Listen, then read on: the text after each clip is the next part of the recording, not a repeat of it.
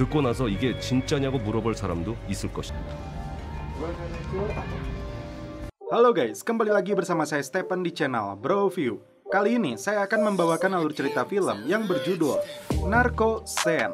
Film ini berkisah tentang seorang pria biasa yang menjadi pengusaha. Menariknya, dia menjalani misi rahasia bersama pemerintah di Korea Selatan.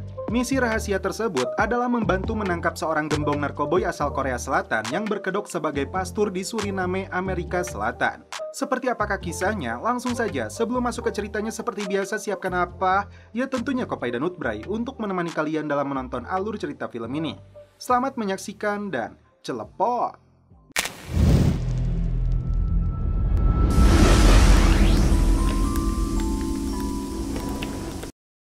Di awal film, diperlihatkan tokoh utama dalam film ini yang bernama Kang In-gu, seorang warga Korea yang sedang mencari peruntungan di negara Suriname, Amerika Selatan yang masih dikelilingi banyak hutan.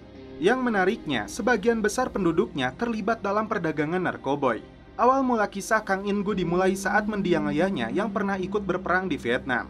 Setelah 5 tahun berdinas di dalam hutan Vietnam itu, ayahnya kembali dengan kondisi kaki pincang. Sejak saat itu, ayahnya bekerja serabutan untuk menafkahi keluarganya. Sedangkan Kang In-gu sejak SMA sudah berlatih bela diri judo dengan alasan agar bisa sekolah dan makan gratis. Ibunya meninggal dunia setelah terjatuh saat mengirimkan Yakul ke warung-warung dan baru ditemukan 3 jam setelahnya. Ayahnya yang bekerja menjadi supir truk semen meninggal dunia karena kecelakaan setelah tidak kuat lagi bekerja 20 jam sehari selama 6 tahun terakhir. Sejak saat itu, Kang In-gu harus berjuang seorang diri untuk merawat adik-adiknya. Bahkan, dia juga harus membayar hutang-hutang peninggalan orang tuanya. Siang hari, dia menjual makanan untuk para pendaki di Gunung Soyo. Sedangkan di malam harinya, dia bekerja di salah satu bar karaoke. Karena sibuk bekerja dan rumahnya tidak terurus lagi, Kang In-gu mencari wanita yang mau menikah dengannya. Kebanyakan dari mereka adalah wanita matre yang menginginkan uang banyak dan apartemen sebagai mas kawinnya. Hingga Kang In-gu menemukan seorang wanita solehah yang menerima dia apa adanya. Wanita itu bernama Hye-jin, hingga mereka menikah dan mempunyai 2 orang anak. Untuk menambah pemasukan, Kang In-gu membuka bengkel tepat di depan pangkalan Angkatan Darat Amerika yang berada di Korea. Selain itu, berkat bantuan pelatih bela dirinya, Kang In-gu membantu mengirimkan pasokan makanan ke pangkalan Amerika. Kesempatan ini dia manfaatkan juga untuk belajar bahasa Inggris. Bisnisnya berkembang, dari awalnya menjadi manajer bar karaoke, kini dia menjadi pemiliknya dan bisa menyewa sebuah apartemen. Yang membuatnya senang, anak pertamanya juga cerdas seperti dirinya. Hidup memang seperti roda yang berputar. Setelah merasa sukses, ujian mulai datang, dimulai dengan masalah di bar karaoke miliknya. Kang In-gu berpikir untuk mencari bisnis lain yang lebih menguntungkan. Lalu datanglah temannya yang bernama Park Eun-soo yang memberi saran kepadanya untuk membawa ikan pari dari Chili secara gratis kemudian menjualnya. Dia menyebut ada sebuah negara yang tidak makan ikan pari dan justru membuangnya, yaitu Suriname. Eun-soo kemudian menunjukkan videonya kepada Kang In-gu begitu melimpahnya ikan pari di sana tapi tidak dimanfaatkan dengan baik. Karena itu, dia punya ide untuk menjual ikan pari ini di Korea yang jelas-jelas jadi makanan berharga di sana. Kang In-gu lalu meyakinkan istrinya tentang peluang bisnis ikan pari ini yang bernilai jutaan won. Hye-jin tidak setuju jika suaminya ini pergi jauh karena tidak mensyukuri bisnis yang sudah ada sekarang ini. 그렇다고 지금 하는 가게 다 접고 그 감사드리며 살자. 애들 아빠 없이 크는 것보다 가난하게 크는 게 낫다. Ketika sedang bermain judi, Kang In-gu mendapat laporan dari anak buahnya tentang pelanggan karaoke mereka yang membuat kekacauan. Awalnya, Kang In-gu ingin minta ganti rugi dan mengancam akan melaporkan mereka ke kantor polisi. Namun ternyata, 2 pria ini adalah aparat dan balik mengancam Kang In-gu.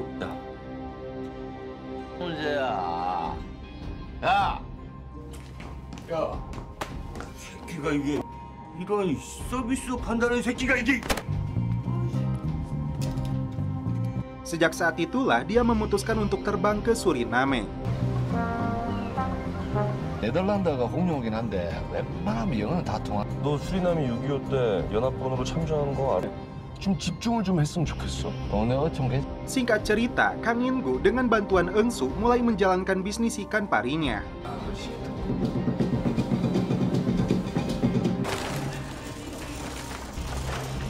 Baru juga berjalan usahanya, Kang In-gu didatangi militer di sana yang meminta jatah $2.000 tiap bulannya.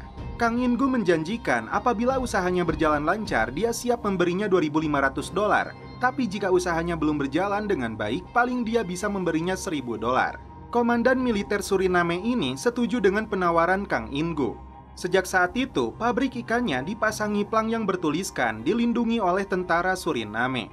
Sebagai bonusnya, Kang In-gu memberinya kopai tradisional khas Korea. Eung-su begitu terpukau dengan strategi bisnis dan cara membina hubungan dengan aparat. Tak lama kemudian, Kang In-gu mendapat pesanan lagi dari Korea yang membuat mereka harus bekerja siang dan malam. 신 사장이 23일까지 물량 맞춰주면 키로당. Ketika sedang berada di bar, Kang In-gu mendapat masalah dari kelompok gangster penguasa laut, pimpinan Chen Zhen. 형주야, 아빠가 좀 이따 전화할게. 학원 숙제 엄마한테 The guy who's shipping out Suriname skate fish, huh? I am a businessman now and I own the Suriname Sea. Dia minta jatah $5.000 tiap bulannya untuk bisnis ikan pari. Karena In-gu sempat menolak dan melawan mereka berdua, dia langsung dipukuli. Wait, 5,000 to you? We are poor. Back money, please. You and I win together. Hey, Or die. Istri In-gu yang berada di Korea menyuruhnya datang ke gereja agar dia mendapat jalan keluar. In-gu lalu mengirim fotonya saat dia sedang berdoa kepada istrinya agar dia percaya. Ketika akan keluar, justru pendeta yang bernama Jun memanggil mereka untuk memperkenalkan dirinya. Kesempatan itu justru dimanfaatkan Eung-su dalam mempromosikan bisnis ikan pari. 잘 부탁드리겠습니다. 참 좋거든요. 요 교민들한테 참으로 고마운 고단백 말씀이시죠. 홍어를 가져다가 한국에 납품을 한다. Pendeta lantas bertanya apa mereka mendapat masalah dengan bisnisnya. Itu karena dia melihat wajah mereka babak belur. 네. 갑자기 중국 놈들이 바다랑 저희가 관리한다. Ternyata pendeta ini mengenal Chen Zhen sebagai iblis yang tega membunuh manusia demi uang. Pendeta Jun lalu membawa mereka berdua ke wilayah pecinan yang dipenuhi gangster bertato.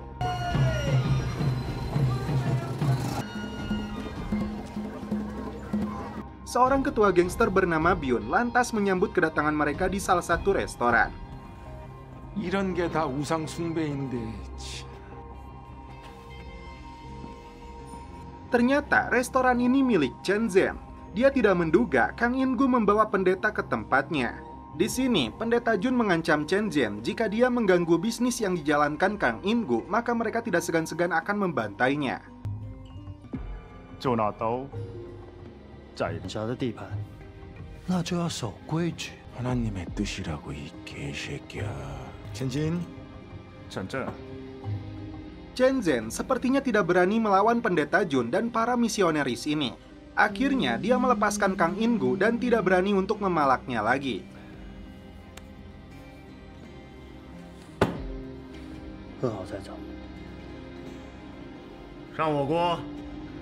야, 목사님 장난 아니란다. 작년 그 Singkat cerita, Kang In-gu bisa bernafas lega.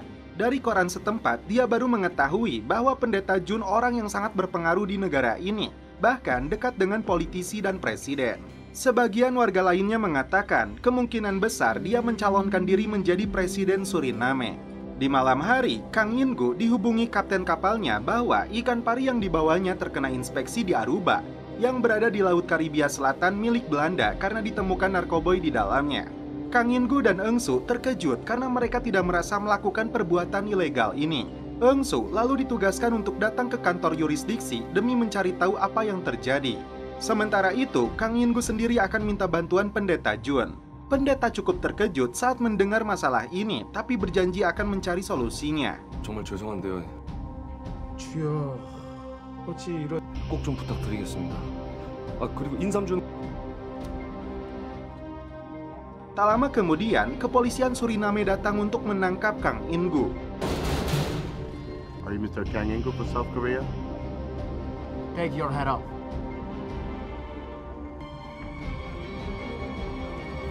Dia sempat melakukan perlawanan dan mencoba untuk kabur, tapi polisi melepaskan tembakan dan akhirnya Kang In-gu pun ditangkap.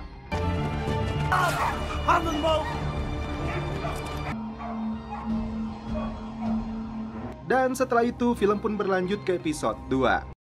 Setelah tertangkap, Kang In-gu dipindahkan ke penjara Saint Martin yang berada jauh dari Suriname dan harus menghadapi pengadilan atas tuduhan penyelundupan narkoboy. Dengan menyuap petugas penjara, Kang In-gu coba minta bantuan ke Dubes Korea Selatan, tapi dia tidak mendapat tanggapan yang baik. Setelah itu, dia menelepon istrinya untuk memberitahu apa yang terjadi kepadanya. Hye-jin berniat untuk menjual rumahnya agar mereka bisa menyewa pengacara, tapi Kang In-gu melarang. Kang In-gu hanya bisa pasrah di dalam sel penjaranya hingga seorang pria datang ke penjara ini untuk menemuinya. 예, 다시 연락드리겠습니다. Kang In-gu sebetulnya tidak mengenali pria tersebut, tapi dia berbisik bahwa dia seorang agen intelijen Korea Selatan bernama Choi Chang-ho. Setelah menyuap petugas penjara ini, Choi mengaku sudah tahu dengan apa yang terjadi kepada Kang In-gu, karena itu dia datang untuk membantunya. Ternyata, orang yang membuat In-gu masuk ke dalam penjara ini adalah Pendeta Jun. Terlihat dari foto bahwa sebetulnya Jun adalah penjahat kelas kakap yang menguasai 60% distribusi narkoboy di Eropa. Dan saat ini, Jun dijuluki sebagai Raja Narkoboy di Suriname. Kisah sepak terjang Jun bermula ketika 18 tahun lalu saat dilakukannya operasi besar oleh kepolisian Korea Selatan untuk menangkap penyelundup obat-obatan terlarang di Incheon. Komplotan pengedar itu berhasil ditangkap, tapi bos mereka Jun berhasil melarikan diri dengan membawa 10 kg. Di dalam gorong-gorong itu, Jun merangkak hingga 14 km agar bisa kabur dari kejaran aparat. Sejak saat itu, Jun menghilang dari radar BIN hingga 3 tahun terakhir mereka mengendusnya dan terlibat dalam kontrak investasi konstruksi GOJ. Dia menipu banyak investor dengan mega proyek ini, seakan Jun itu dekat dengan Presiden Korea. Modusnya dengan mencampurkan narkoboy ke dalam minuman para sultan ini. Alhasil, mereka semua kecanduan dan terpaksa menggelontorkan seluruh uang demi mendapatkan barang haram tersebut. Hingga suatu ketika, Badan Keamanan Nasional berhasil menangkapnya. Tapi petinggi BKN ini tidak menjebloskannya ke dalam penjara, tapi memperalatnya agar dia mendapatkan seluruh harta yang dimiliki oleh Jun. Sepak terjang Jun berlanjut dan saat itu metode penipuannya dia ubah dengan modus menjadi seorang pendeta. Dengan 12.000 jemaahnya, Jun memanfaatkan hal ini dengan mencampurkan minuman yang disajikan dengan narkoboy, agar mereka mau menyumbangkan hartanya demi segelas air sesajian itu. Yang membuat Jun marah, petinggi BKN itu mengendus aksinya dan langsung menggondol ratusan juta uang yang dihasilkannya. Di saat Jun menyerahkan kembali uang Japrem kepadanya, saat itulah dia putuskan untuk membunuhnya. Jun kemudian mencari sebuah negara yang jauh dari Korea Selatan untuk pelariannya sekaligus untuk membangun bisnis narkoboynya. Hingga dia menemukan negara kecil bernama Suriname yang berada di Amerika Selatan. Dengan populasi penduduknya yang hanya 500.000 orang, serta dekat dengan Kolombia yang menghasilkan narkoboy kualitas tinggi dan kudeta militer yang membuat negara itu tidak stabil. Dan yang paling penting, negara tersebut tidak memiliki perjanjian ekstradisi dengan Korea Selatan. Jun dan para komplotannya kemudian terbang ke Suriname. Di saat yang sama, militer yang berada di bawah pimpinan Jenderal Delano menyerang gedung parlemen dan membantai seluruh pejabatnya agar dia bisa menguasai Suriname. Jun memanfaatkan kesempatan ini dengan memberinya hadiah agar dia dekat dengan jenderal ini. Lebih dari itu, agar bisnisnya berjalan lancar. Kartel besar dan kelompok gangster yang dianggap mengganggu dan menyaingi bisnisnya Jun dibantai habis. Kecuali si Chen Zhen yang dianggap pengedar kecil dari Tiongkok dibiarkan.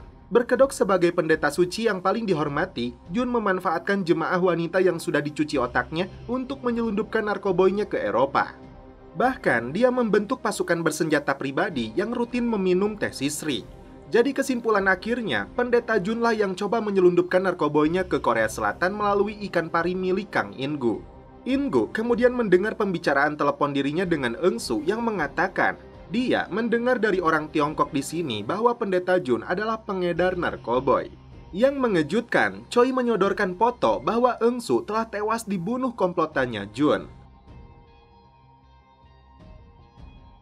Demi menangkap dan membalas perbuatan pendeta gadungan itu, agen Choi menawarkan kerjasama untuk saling membantu. Karena tidak adanya perjanjian kerjasama ekstradisi antara Suriname dan Korea Selatan, mereka harus membuat Jun mendistribusikan narkoboynya ke Amerika.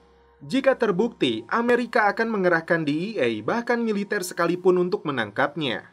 Karena itu, Kang In-gu harus kembali ke Suriname untuk mendekati Jun dan meyakinkan dia agar menjual narkoboynya ke Amerika.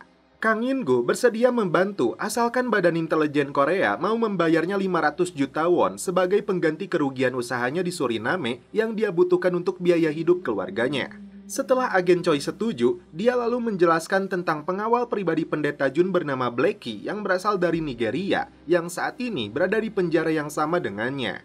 Hingga 7 bulan ke depan, Kang In-gu menyelesaikan hukumannya di penjara ini, dia harus berperan sebagai pengedar narkoba yang punya kelas agar si Blackie memberitahu bosnya. Usahanya berjalan lancar hingga Kang In-gu punya anak buah, tapi kelompok gangster Prancis tidak menyukainya. Alhasil, duel yang terjadi. Kang In-gu yang sejak kecil berlatih bela diri berhasil mengalahkannya. Dia membuktikan di depan Blackie bahwa Kang In-gu seorang pengedar kelas kakap yang patut diperhitungkan. Singkat cerita, setelah 7 bulan berada di dalam penjara, akhirnya Kang In-gu dibebaskan. Setelah memperkenalkan rekan kerjanya, Kang In-gu dijanjikan 200 juta won dari total 500 juta yang dijanjikan Bin akan ditransfer secara bertahap setiap bulan ke rekening istrinya. Sebagai bentuk perhatian, 10 juta per bulannya akan In-gu berikan kepada keluarga Eungsu. Kang In-gu kemudian menjelaskan tentang rencananya untuk mendekati Jun yang berambisi menyelundupkan narkoboy ke Korea. Caranya dengan memancingnya menggunakan Chen Zhen yang jadi ketua gangster Tiongkok sekaligus pengedar skala kecil di Suriname. Sebelum memulai misinya, Kang In-gu memberitahu keluarganya bahwa dia tidak jadi pulang karena ada pekerjaan lain di Suriname yang tidak bisa dia jelaskan saat ini. Baru saja mendarat di Suriname, Kang In-gu dibuntuti Byun ketika dalam perjalanan menemui Chen Zhen. Saat masuk ke dalam ruangan, ketua gangster Tiongkok ini dan anak buahnya sedang menyiksa seorang pengkhianat organisasi. What's going on? Kang In-gu menawarkan kerjasama kepada Chen Zhen untuk menyiapkan 1 ton narkoba yang akan dia pasarkan di Korea. Setelah mendapat informasi, esok harinya Kang In-gu berangkat untuk menemui lagi Chen Zhen di Pechinan. Ternyata Byun masih membuntutinya. Dari 1 ton yang diminta, Chen Zhen rupanya hanya mampu menyediakan 1 kilo saja. Tentu saja Kang In-gu tidak mau menerimanya. Tiba-tiba, kelompok bersenjata dari pendeta Jun datang mengepung lokasi ini. Orang kepercayaan Jun yang bernama David turun dari mobil. Setelah menembak kaki anak buah Chen, mereka kemudian menerobos masuk ke dalam. Kedua kelompok gangster ini saling menodongkan senjata siap berperang.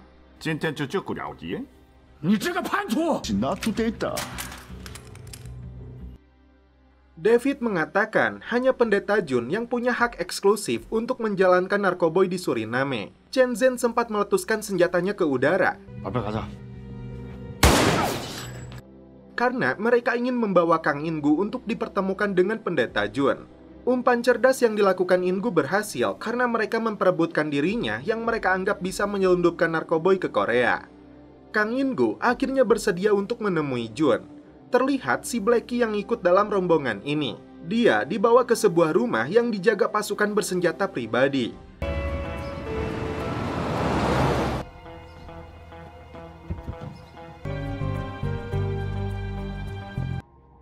Saat Jun keluar, nampak jelas perbedaan sikap dan gayanya dengan saat dia berperan sebagai pendeta gadungan. 내가 형제님을 꼭 다시 한번 뵙고 싶. Jun lalu bertanya, apa sebetulnya tujuan Kang In-gu datang kembali ke Suriname? 수리나면 왜 돌아오셨습니까?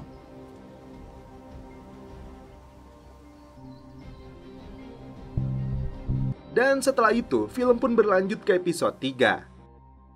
Sebelum menjawab pertanyaannya, Kang In-gu balik melontarkan pertanyaan. Kenapa Jun harus membunuh Eungsu? Mafia ini tidak mau menjawabnya dengan jujur.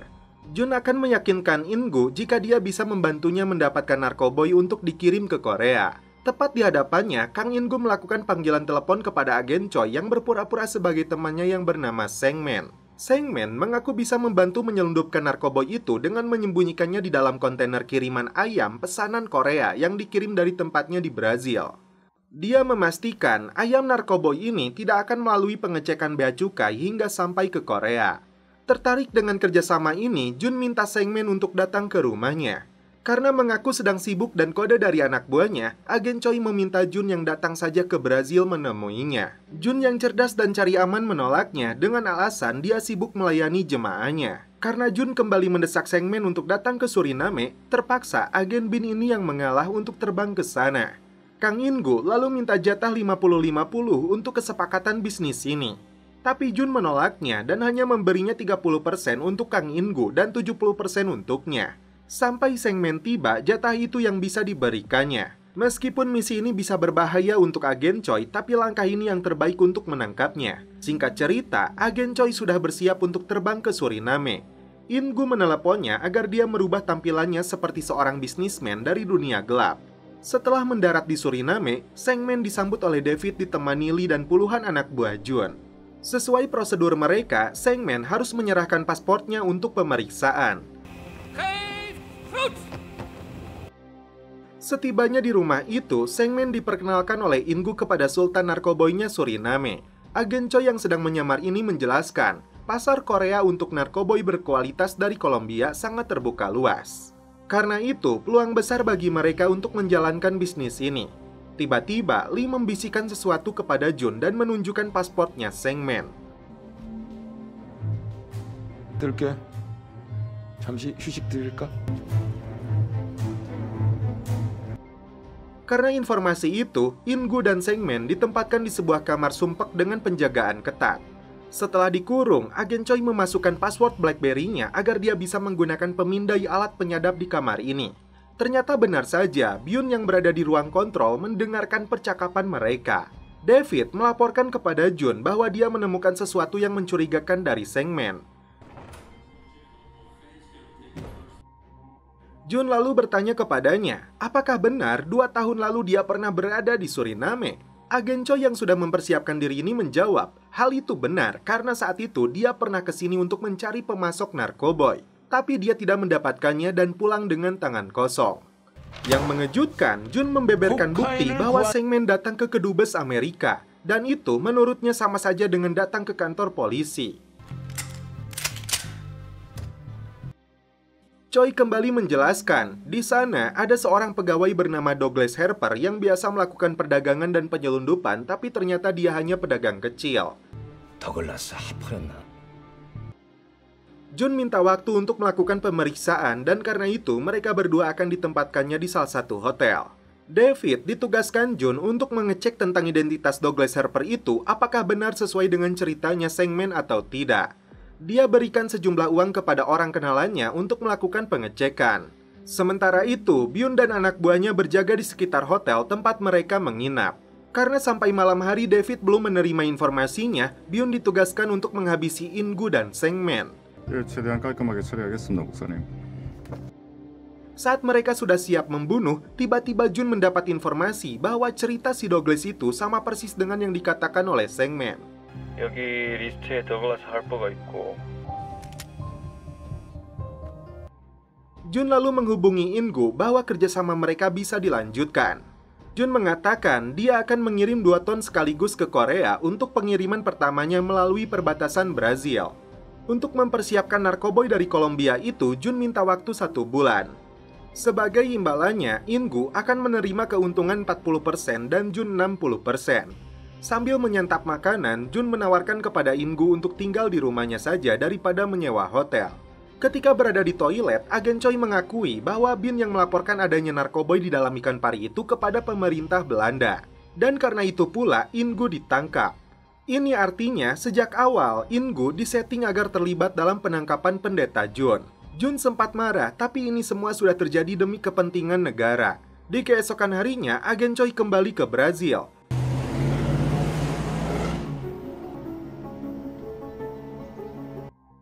Sedangkan In-gu menempati rumahnya Raja Narkoboy Suriname.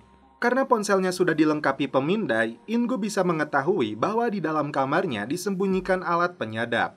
Tiba-tiba, dari atas kamarnya dia melihat beberapa anak yang dibawa oleh anak buah Jun ke rumah yang berada di bagian belakang. Saat mengintip, dia melihat ada seorang wanita yang sedang dipukuli wanita-wanita lainnya. Merekalah yang dijadikan alat oleh pendeta gadungan Jun untuk kepentingan pribadinya dengan cara memberi mereka minuman yang mengandung narkoboy. In-gu lantas melaporkan hal ini kepada Choi. Singkat cerita, Jun dan para komplotannya sedang berkumpul di sebuah landasan dengan pengawalan ketat pasukan bersenjata. Setelah pesawatnya mendarat, seorang utusan dari bos kartel Kolombia datang untuk mengantar 2 ton narkoboy pesanan Jun. Di malam harinya, In-gu datang ke salah satu kasino untuk bertemu dengan Chen Zhen. Tapi dia langsung dipukuli anak buahnya karena menganggapnya berkhianat.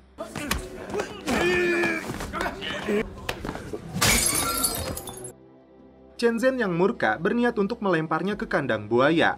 Sebelum dibunuh, In-gu meyakinkan ketua gangster ini bahwa dia akan membunuh pendeta Jun. Dan setelah itu, Chen Zhen bisa menyerang komplotannya habis-habisan. In-gu pun menjanjikan mereka bisa melanjutkan kerjasamanya untuk mengirim narkoboy ke Korea. Hingga akhirnya In-gu pun dilepaskan. Ketika Byun menjemputnya untuk dibawa menemui pendeta, dia langsung menyalakan alat pelacaknya agar Choi bisa mendeteksi lokasi keberadaannya. Tapi tiba-tiba sinyalnya menghilang. Dengan penutup kepalanya, In-gu dibawa ke sebuah gudang tempat Jun menyimpan 2 ton narkoboy yang akan dikirim ke Korea. Dia foto narkoboy itu kemudian dikirimkan kepada Choi. Untuk meyakinkan pendeta Jun, agen Choi mentransfer uang muka sekaligus menghubungi intelijen Brazil untuk rencana selanjutnya. David memastikan 8 juta dolar uang mukanya telah diterima. Titik pertemuan di perbatasan Suriname Brazil pun dipilih tapi dirahasiakan dulu kepada In-gu. Ketika In-gu akan berangkat untuk mengawal kiriman tersebut, Jun memberikan bola bisbolnya yang dia sebut sebagai jimat keberuntungan. 알겠습니다.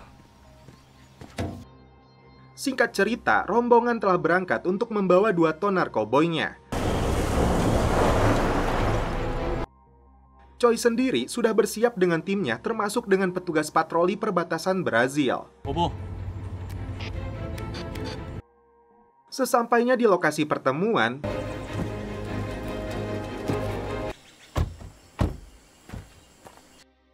Choi memberikan sisa uang pembelian narkoboy itu kepada David. Tiba-tiba, pasukan militer yang menjaga perbatasan Brazil menyergap mereka. Dan setelah itu, film pun berlanjut ke episode 4. Pasukan penjaga perbatasan Brazil ini menemukan banyak sekali uang dan narkoboy yang disembunyikan di dalam kaleng makanan ayam siap saji. Setelah Sengmen dan David melakukan negosiasi dengan tentara, mereka sepakat akan merampas seluruhnya dan membebaskan mereka semua. You ever come around here again? Tapi tiba-tiba, Blackie dan anak buahnya datang melakukan serangan.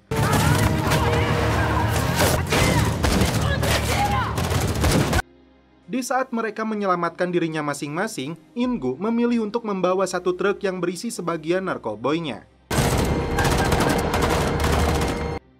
Dia sempat terkena tembakan di tangan, begitupun dengan salah satu anak buahnya agen Choi. Truk yang berisi sebagian narkoboy dan beberapa anak buah Jun dibawa ke markas mereka. Sementara itu, Choi mengobati lukanya sambil menelepon agen Bin Korea itu. Agen Choi awalnya berencana untuk merampas uang dan narkoboy itu dengan cara cantik, tapi yang terjadi justru konflik.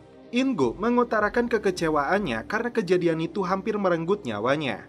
Kasus penyelundupan narkoboy yang dilakukan pendeta Jun jadi perhatian besar bagi pemerintah Brazil dan dunia internasional, yang menegaskan akan melawan para penjahat ini. Selain kehilangan uang dan narkoboynya, David melaporkan kepada bosnya ini bahwa rekening mereka yang terhubung ke Bank Eropa telah dibekukan. Jun yang marah besar merasa ada seseorang yang berkhianat melaporkan rencana penyelundupan ini. Ketika In-gu datang, dia langsung berakting bahwa dirinya dan Sengmen kecewa dengan bocornya rencana ini. Akibatnya, temannya itu kehilangan narkoboy dan uang senilai 20 miliar won. Karena titik pertemuan itu diatur oleh pendeta Jun dan anak buahnya, In-gu langsung saja menyalahkan mereka atas kekacauan yang terjadi dan minta pertanggungjawaban. Byun emosi ketika In-gu menuduhnya berkhianat dengan bantuan Chen Zhen. Jun balik emosi dan langsung ngajenggut rambut anak buahnya ini. Jun menghargai tindakan In-gu yang berhasil menyelamatkan 100 kg narkoboynya. Di keesokan hari, Jun akan membawanya menemui seseorang untuk memperbaiki masalah ini. Agen Choi kemudian menugaskan anak buahnya untuk menyadap ponselnya In-gu agar mereka bisa tahu rencana yang dilakukan Raja Narkoboy Suriname itu. Jun rupanya mengajak In-gu ke istana Presiden Suriname untuk menemui langsung Delano yang kini menjadi penguasa Suriname dengan kudeta militernya. Jun memperkenalkan In-gu sebagai pengusaha sukses di Korea. Presiden Suriname ditekan oleh Brazil untuk menyerahkan tersangka yang terlibat dalam insiden perbatasan itu.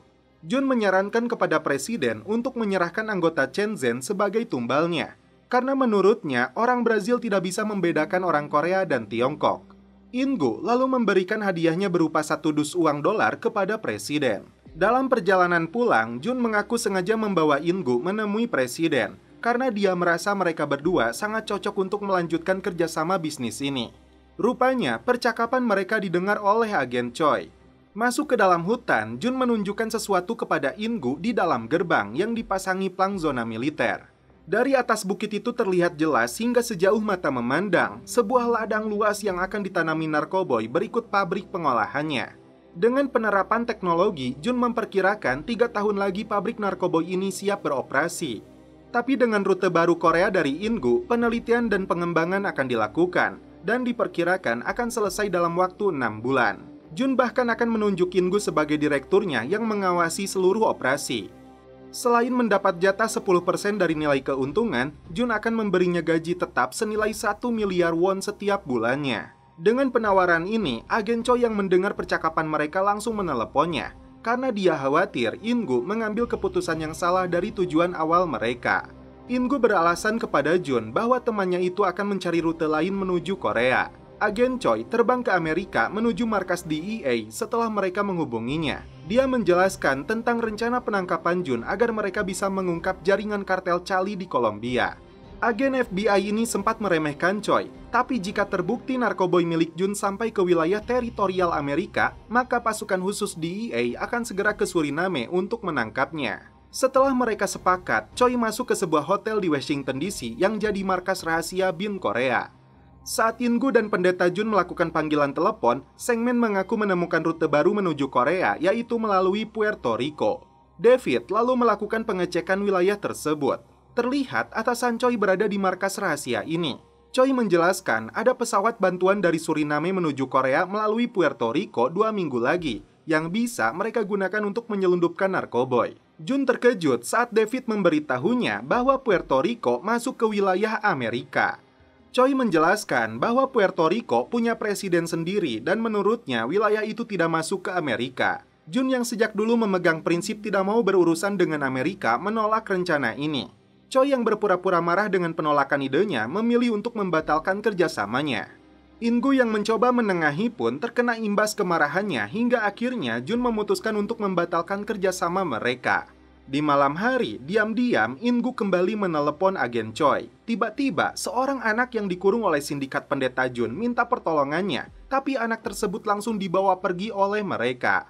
Merasa rumit dengan seluruh rencana ini hanya demi menangkap pendeta itu, In-gu sempat mengutarakan pendapatnya untuk membunuhnya saja agar masalah ini tuntas. Secara resmi, Bin tidak bisa melakukan perbuatan itu, tapi In-gu kembali memberi masukan untuk melenyapkannya dengan cara legal. Jun dan anak buahnya membahas rencana kotor untuk menangani masalah rute Korea ini. Ternyata, agen Choi bisa menyadap pembicaraan mereka dari ponselnya si Byun. Kali ini, pendeta itu pergi ke sebuah lokasi tanpa sepengetahuan In-gu. Tapi In-gu yang diberitahu Choi langsung membuntuti mereka. Rupanya, Jun melakukan pertemuan dengan Chen Zhen. Dan setelah itu, film pun berlanjut ke episode 5. Jun menawarkan kerjasama untuk memasarkan narkoboy miliknya melalui jaringan Chen Zhen di wilayah Eropa. Sebagai imbalannya, Jun akan memberikan 7 juta dolar dalam 3 minggu. Tapi Chen Zhen tidak begitu saja menyetujuinya. Selama ini, dia hanya bisa memasarkan Suba-Suba. Ketua gangster ini ingin memasarkan juga Kokeno yang selama ini dikuasai oleh Jun. Karena Jun menolak syarat tersebut, Chen Zhen menginginkan kepala Byun sebagai gantinya. Apakah Jun rela menyerahkan salah satu anak buahnya itu kepada Chen Zhen? In-gu mengungkapkan alasannya kepada Choi, dia tidak mau begitu saja kabur ke Korea sebelum Jun tertangkap, karena dia khawatir keluarganya akan jadi sasaran. In-gu kembali membujuk Jun untuk menggunakan jalur Puerto Rico. Jun lalu menceritakan tentang Pablo Escobar yang selama 30 tahun menjadi raja narkoboy terkuat di dunia. Namun pada akhirnya Pablo Escobar jatuh miskin dan tewas karena mencoba kabur dari kejaran DEA Amerika. Karena itu, Jun tidak mau berurusan dengan Amerika. Jun terpancing emosinya karena In-gu menyebutnya pengecut dan terus mendesaknya dengan rencana itu. Saat dibawa ke kamarnya, In-gu mengirim pesan kepada agen Choi bahwa dia akan menjatuhkan Jun dengan caranya. In-gu beralasan ingin pergi ke rumah sakit, padahal dia menemui Chen Zhen. Dia mengaku sudah tahu kerjasama yang akan dilakukan Chen Zhen dengan Jun.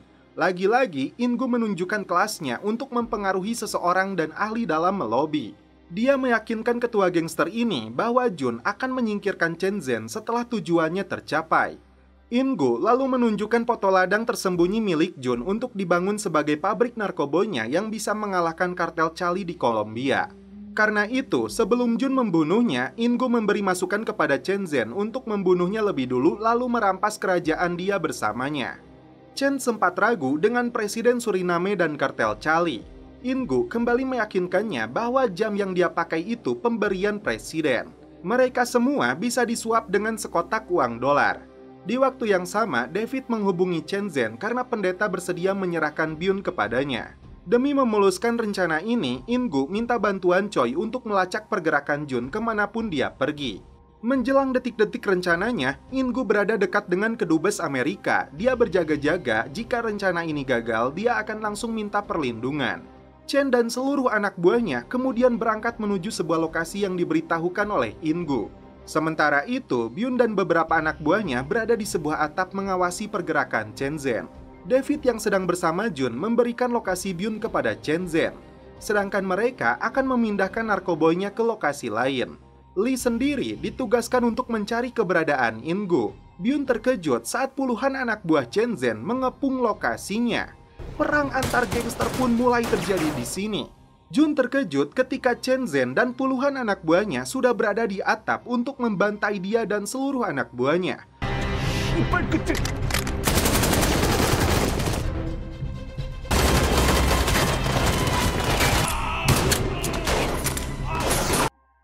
Meskipun jumlah musuh lebih banyak, tapi Byun bisa meladeni mereka semua.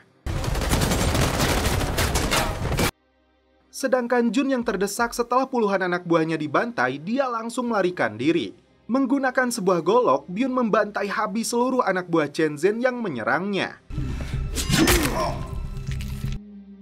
Jun dan anak buah kepercayaannya berhasil kabur meskipun dia harus kehilangan narkoboy. In Gu mulai frustasi karena Chen Zhen memberitahunya telah gagal membunuh Jun dan mereka hanya berhasil merampas narkoboynya. Chen Zhen dan anak buahnya kabur membawa narkoboy ke lokasi tersembunyi. Karena situasi menjadi kacau, agen Choi menyuruh In Gu segera masuk ke dalam kedutaan Amerika. Tiba-tiba, In Gu menyadari peperangan antar dua gangster itu justru akan menguntungkan mereka. Karena Jun tidak punya pilihan lagi selain menggunakan jalur Puerto Rico. Karena itu, dia temui lagi pendeta Jun. Di sana, David sempat menuduhnya membocorkan gudang penyimpanan narkoboy milik mereka. Tapi In Gu terlihat tenang karena dia saat itu pernah dibawa ke gudang tersebut tapi matanya ditutup. Jun rupanya diam-diam telah menyuruh Lee memeriksa seluruh rumah dan mobil anak buahnya untuk mencari pengkhianat. Ketika Jun menodong In Gu, ternyata yang dia bunuh adalah David. Lee berhasil menemukan ponsel di dalam bagasi mobilnya David yang digunakan untuk menghubungi Chen Zhen untuk merencanakan pembunuhan terhadap dirinya. Karena Chen Zhen yang dia ketahui sebagai orang bodoh, Jun yakin ada seorang pengkhianat lagi yang menggerakkan ketua gangster Tiongkok itu dari belakang. In Gu mengalihkan fokus mereka untuk merebut kembali narkoboy itu dari tangan Chen Zhen agar mereka bisa mengedarkannya di Korea. Karena Lee terus menghalanginya, In Gu langsung mengeluarkan jurusnya.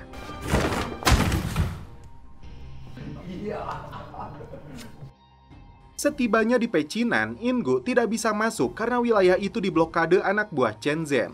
Ketika dihubungi, Chen Zhen menolak memberitahu lokasi dia menyembunyikan narkoboynya karena saat ini dia balik jadi target incaran si pendeta.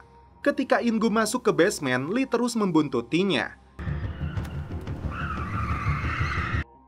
Dia pun menghubungi agen Choi, namun tiba-tiba Byun menemukannya. Dan terungkap di sini bahwa Byun yang bernama asli Kim ini adalah agen Bin juga yang sedang menyamar. Ternyata Byun yang menyimpan ponsel itu di bagasi mobilnya David untuk menyelamatkan In Gu. Kini mereka berdua bekerja sama untuk menemukan lokasi narkoba yang disembunyikan oleh Chen Zhen. Strateginya adalah Jun kembali menemui Presiden Suriname untuk minta bantuan agar mengerahkan tentaranya ke pecinan untuk melenyapkan Chen Zhen. Byun dinilai lebih cocok untuk menggantikan posisi Chen Zhen jika presiden tidak ingin kehilangan suaranya di sana. Sebagai imbalannya, Jun menjanjikan tambahan $1 juta per bulan. Presiden yang tamak ini langsung menelepon jenderalnya. Tak tanggung-tanggung, pasukan militer yang dilengkapi tank baja dikerahkan ke pecinan. Tidak ada kata ampun, militer langsung melepaskan tembakan membantai seluruh kelompok gangster ini.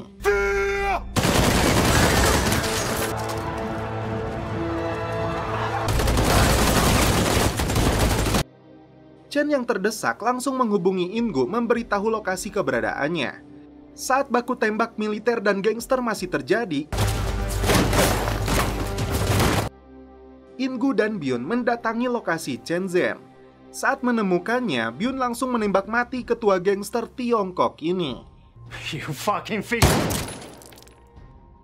Narkoba itu berhasil dia rampas lagi untuk dikembalikan kepada Jun. Pendeta ini merasa senang karena kembali berada di atas angin. Dia berterima kasih karena aksi yang dilakukan oleh In-gu. Karena itu, Jun langsung menghubungi Sengmen untuk menerima kembali penawarannya menyelundupkan narkoboy melalui Puerto Rico 3 jam lagi. Choi dan anak buahnya merasa senang karena target utama mereka mulai memakan umpannya. Dan setelah itu, film pun berlanjut ke episode terakhir. Agen DEA memaparkan rencana penangkapan Jun setelah mereka memastikan narkoboy milik pendeta gadungan itu masuk ke wilayah Amerika. Choi menambahkan ada seorang agennya yang menyamar dan satu informan sipil yang harus dilindungi. Jun dan In-gu kemudian naik dalam satu mobil untuk menuju bandara. Rencana awalnya, In-gu akan ikut dalam pesawat yang membawa narkoboy menuju Puerto Rico. Masalah pun muncul karena agen DEA tidak bisa mengirim tentara bayarannya tanpa adanya jaminan. Choi lalu menghubungi Direktur Bin untuk minta bantuan. Alhasil, Choi bisa bernafas lega karena atasannya itu memberi lampu hijau. Di dalam sebuah hanggar, tim gabungan DEA Amerika dan Bin Korea sedang mempersiapkan rencana penangkapan ini. Ketika akan naik pesawat, In-gu terkejut karena Jun melarangnya untuk ikut ke Puerto Rico. Dia justru menugaskan Lee untuk mengawal pengiriman narkoboynya. In-gu dan Sengmen tidak bisa berbuat banyak karena keputusan Jun sudah bulat. Yang ditakutkan Choi adalah di dalam pesawat itu sebetulnya tidak ada narkoboy dan ini bisa menggagalkan rencana besar mereka untuk menangkap Jun. In-gu akhirnya menunggu dengan cemas, khawatir Jun punya rencana tersendiri demi mengamankan transaksinya. Byun berjanji akan membantunya dan jika hal buruk terjadi, In-gu harus menyelamatkan dirinya sendiri. Karena pengalamannya di bengkel mobil, In-gu punya rencana untuk menyabotase mobil-mobilnya pasukan pribadi Jun. Satu persatu, dia memotong kabel yang berada di bawah dashboard mobil. Saat Blackie menciduknya, In-gu beralasan sedang menelepon istrinya. Pesawat pembawa narkoboy itu akhirnya mendarat di Puerto Rico. Sengmen dan agen DEA yang menyamar menyambut kedatangan Lee dan anak buahnya. Lee tidak mengizinkan Choi untuk mengecek barangnya sebelum dia menunjukkan uang pembayaran. Choi lalu menyuruh mereka memindahkan pesawatnya ke hanggar agar Lee bisa memeriksa uangnya. Setelah mendapat kode, seluruh agen DEA dan Bin bersiap dengan kemungkinan baku tembak yang akan terjadi. Setelah pesawat masuk hanggar, Lee memeriksa uangnya. Dia terkejut karena uang itu palsu dan tiba-tiba pasukan gabungan ini langsung mengepungnya.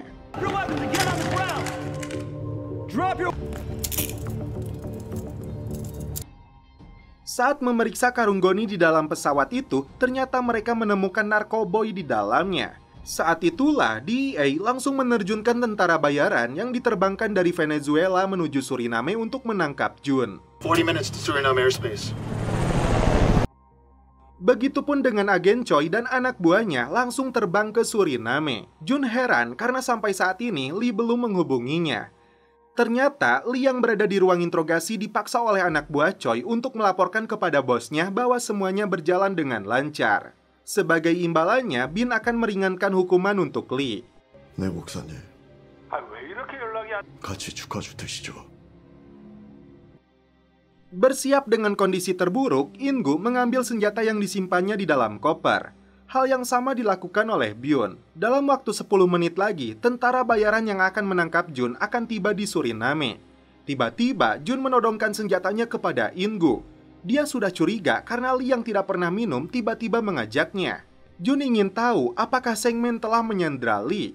Terlihat seluruh anak buah Jun sudah bersiap dengan senjatanya. Karena helikopter dari tim tentara bayaran itu terbang rendah, Presiden Suriname memberitahu Jun bahwa pihaknya tidak menemukan adanya masalah di udara. 2 jet tempur Suriname diterbangkan untuk memastikannya lagi. Karena helikopter ini membawa agen DEA dari Amerika yang sedang melakukan misi, akhirnya jet tempur itu kembali mundur. Presiden langsung marah kepada Jun karena DEA Amerika memasuki negaranya. Saat itulah Jun langsung meluapkan kemarahannya kepada In-gu yang telah menjebaknya. Apalagi setelah dia tahu narkobonya yang bernilai jutaan dolar itu kini berada di tangan Amerika. Pasukan khusus yang akan menangkap Jun mulai turun dari helikopter kemudian mengepung markasnya Jun. Sebelum In-gu dibunuh, Byun tiba-tiba menyandra Jun. Dengan snipernya, satu persatu anak buah pendeta ini langsung dihabisi.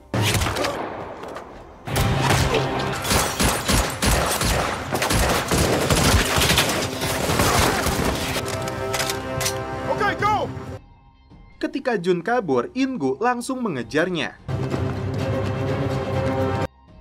Sedangkan Byun harus berhadapan dengan si Blackie. Pertarungan sengit pun terjadi. Anak buahnya Jun kesulitan untuk menyalakan mobilnya karena telah disabotase oleh In-gu. Dan Byun akhirnya bisa menjatuhkan si Blackie. Agen Choi dan anak buahnya datang untuk membantu. Sementara itu, In-gu yang mengejar si pendeta ditembaki oleh anak buahnya.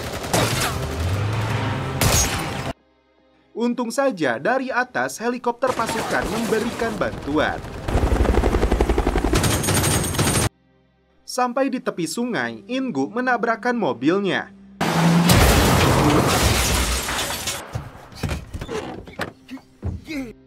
Dia sempat terlibat duel dengan anak buah Jun. In-gu langsung melompat ketika Raja Narkoboy Suriname ini berniat untuk kabur. Perkelahian sengit terjadi di antara mereka hingga akhirnya tim gabungan datang untuk menangkap Jun.